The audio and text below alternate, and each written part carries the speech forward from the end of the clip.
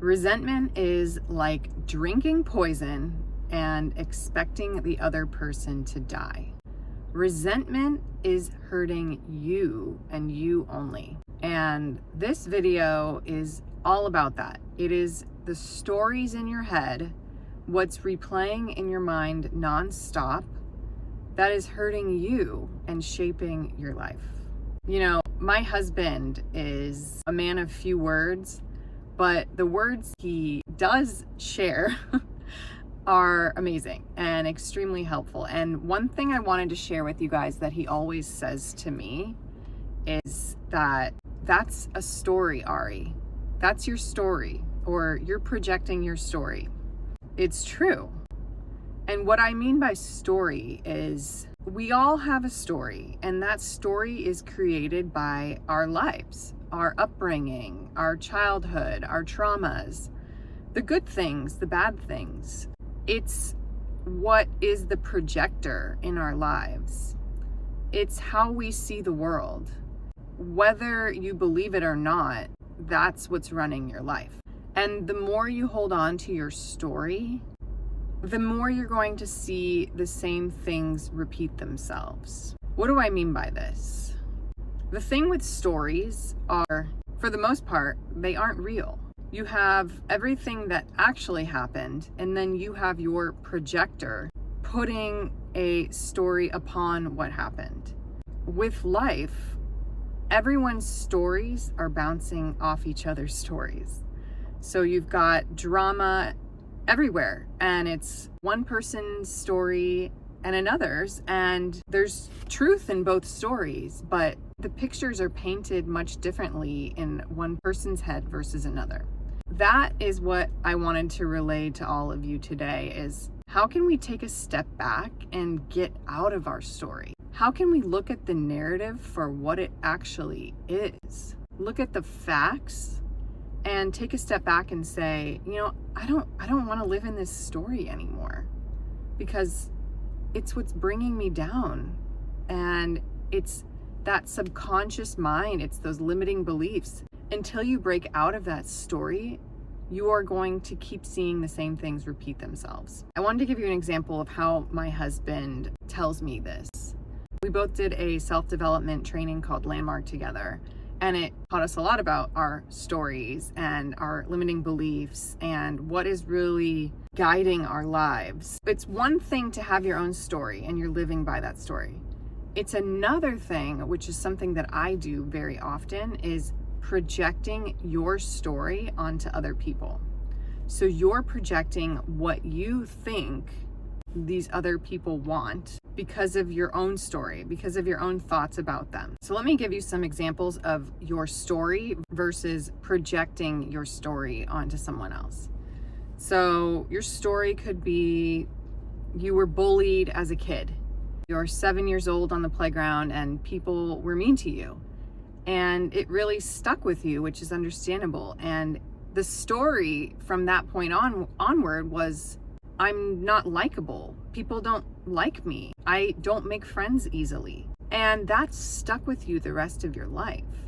It's not actually true. That was an isolated incident when you were 7 years old, but that has stuck with you to this day as a 27-year-old male. It's things like that, especially from ages 0 to 7, where you're in the theta brainwave state and your mind is really a sponge. It's really especially hard to get out of those subconscious limiting beliefs.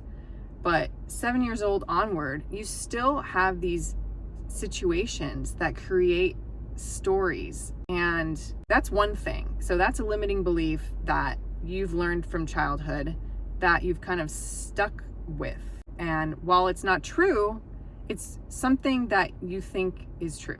And what is a story that you're projecting on other people? I guess related to that, you can meet a kid who was bullied just like you were, and you project your story onto them and say, well, I know you might not think you're likable, or, you know, it's hard to make friends, but that's not their story. Maybe they didn't come up with that story. Or it could be as simple as you're going to a friend's house for dinner and you're not a flower person. You don't like flowers. And so you're thinking to yourself, I'm not going to bring someone flowers because they're going to think that flowers are a waste. They just die a week later. Why am I going to do that? They won't like them. I'm just going to bring over something else. And my husband would say in that moment, well, you're projecting your own story on flowers.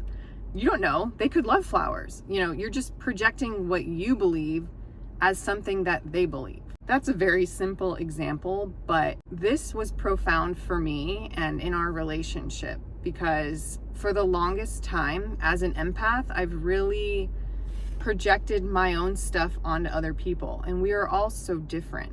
That is what I wanted to relay to you guys is, what are your stories? Can you write them down?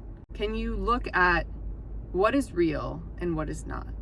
And really take a hard look and see, and talk about it with whoever you feel comfortable talking about it with. But your closest friends and family will tell you it's not real. You can help them with their stories. The core of it all is to get past the crashing waves of the mind and into your heart. And that is a quote by Ramana Maharshi. It goes something along those lines, but the crashing waves of the mind is constant. You're never going to be able to turn it off fully, but you can look and be an observer and just say, hey, is this real? Because thoughts are going to come up nonstop. Those waves are going to crash nonstop. But can you go below the waves and be in that calm? Can you do that? Because that is where peace is. Just like you can think of the analogy of clouds in the sky. The clouds are going to continue to come. But can you be the sky? Can you be the rock in the creek? The rock that stands still and just is. And while things keep passing it, you don't latch onto them, because you believe in yourself. And these isolated moments where something might go wrong, you're in a lot of pain, or you take something personally, just know that it's not you. These things will pass. Our brains are not designed to make us happy. They're designed to help us survive. If you understand that and know that whatever comes into your mind is never real and fact, if you can understand that the truth lies in your heart and the truth is steadfast, abide in the heart, in the transcendental absolute. I'm going to leave you guys with a meditation that I like to do before bed every night. It's from the book 3 Magic Words. Wayne Dyer recommends it, and I'll put a video link of him reading the meditation below. This meditation has changed my life, and it helps you rewire your subconscious mind before bed. And it helps you understand that you are not your problems, you are not your stories. It's really profound. And it goes like this. I know that I am pure spirit, that I always have been, and that I always will be. There is inside me a place of confidence and quietness and security, where all things are known and understood. This is the universal mind, God, of which I am a part, and which responds to me as I ask of it. The universal mind knows the answers to all of my problems, and even now, the answers are speeding their way to me. I needn't struggle for them. I needn't worry or strive for them. When the time comes, the answers will be there. I give my problems to the great mind of God. I let go of them, confident that the correct answers will return to me when they are needed. Through the great law of attraction, everything I need in life for my work and fulfillment will come to me. It is not necessary that I strain about this, only believe, for in the strength of my belief, my faith will make it so. I see the hand of divine intelligence all about me, in the flower, the tree, the brook, the meadow. I know that the intelligence that created all of these things is in me and around me, and that I can call upon it for my slightest need.